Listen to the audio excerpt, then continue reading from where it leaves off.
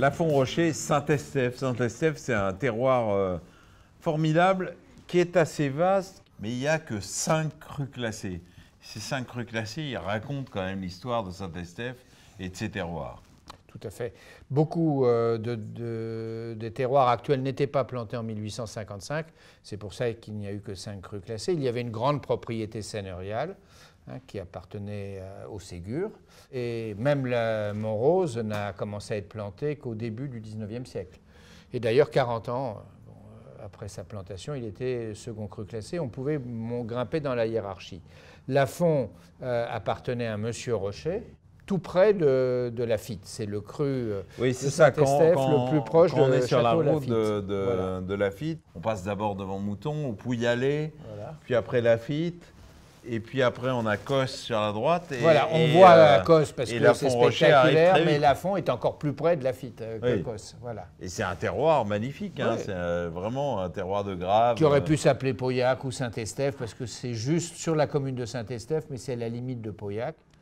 Et d'ailleurs, il y a des vignes de Laffitte qui sont classées Pauillac et qui sont dans Saint-Estèphe et qui jouxtent Lafon-Rocher. Et Lafon-Rocher, c'est la propriété de la famille Tesseron qui a une volonté, un caractère, une vraie idée de ce vin. Ils se sont formés évidemment à Cognac, hein, c'est une famille de Cognac. Et par mariage, il y a eu ces propriétés de Lafon-Rocher et de Pontet-Canet. Les deux frères se sont divisés les propriétés. L'un a repris Pontet-Canet, l'autre a repris Lafon-Rocher, mais ils ont le même caractère, les deux frères. Hein, ce sont des gens qui sont des perfectionnistes, hein, qui ont aussi un humour toujours décalé, qu'ils savent transmettre à leurs enfants. En tout cas, pour Michel Tesseron et Basile à Lafon-Rocher. Voilà, Basile est en charge de Lafon-Rocher avec beaucoup de talent, de sens du vin. Et beaucoup de sens de l'hospitalité aussi. Lafon-Rocher 2018, superbe millésime médocain. Très riche en sucre naturel dans les raisins. Il a fallu se battre pour les vendanger à des degrés raisonnables, faire finir les fermentations, mais le raisin était splendide. Donc quand tout s'est bien passé, et il y a des installations techniques qui permettent aujourd'hui de travailler sous n'importe quelle condition. Le chai d'ailleurs de Lafon-Rocher est très joli, c'est un chai noir, très sur le plan architectural, sur le plan du sentiment qu'on éprouve quand on est dedans et quand on travaille dedans, qui est remarquable.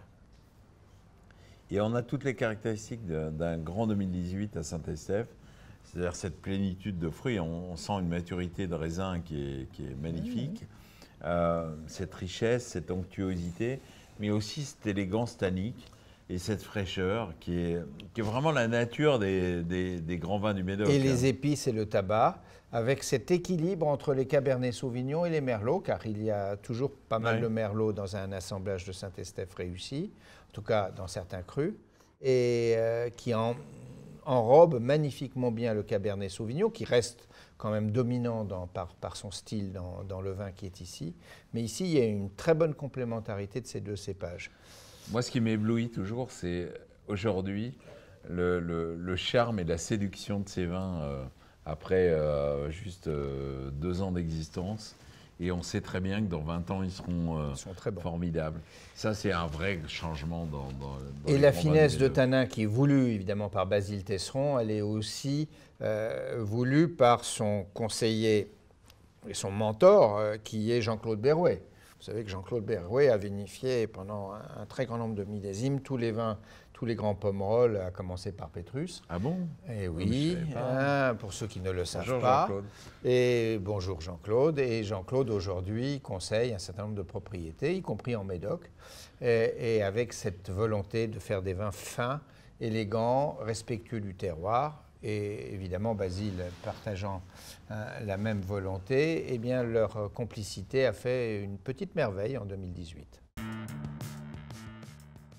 2016 maintenant, millésime un peu différent de 2018, là aussi une très jolie maturité, peut-être un peu moins de richesse en sucre naturel, mais une jolie acidité et un caractère qui a été très marqué pour les Cabernet Sauvignon. Oui, pour moi, c'est le millésime médocain par excellence. Voilà. Beaucoup de millésimes en 6 sont très Cabernet Sauvignon en Médoc. J'y avais jamais réfléchi, mais 86, 96, 2006, 2016, oui. Tout à fait. Et donc ici, on est dans les épices, on est un peu dans le tabac, on est dans un côté un peu plus minéral.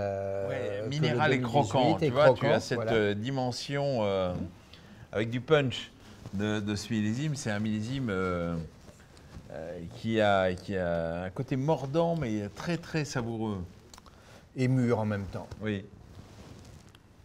Très médocain finalement, mais le médoc d'aujourd'hui, c'est le médoc où on a des raisins mûrs. Vous savez, moi j'ai vu la différence de plus de 3 degrés naturels entre la maturité des grands Cabernet Sauvignon d'il y a 40 ans et ceux d'aujourd'hui. Hein. C'est quand même pas rien, passer d'un raisin de 10 degrés à 13, 13,5. Là, on a un vin qu'on a envie de garder quand même, qui est vraiment le grand millésime classique médocain.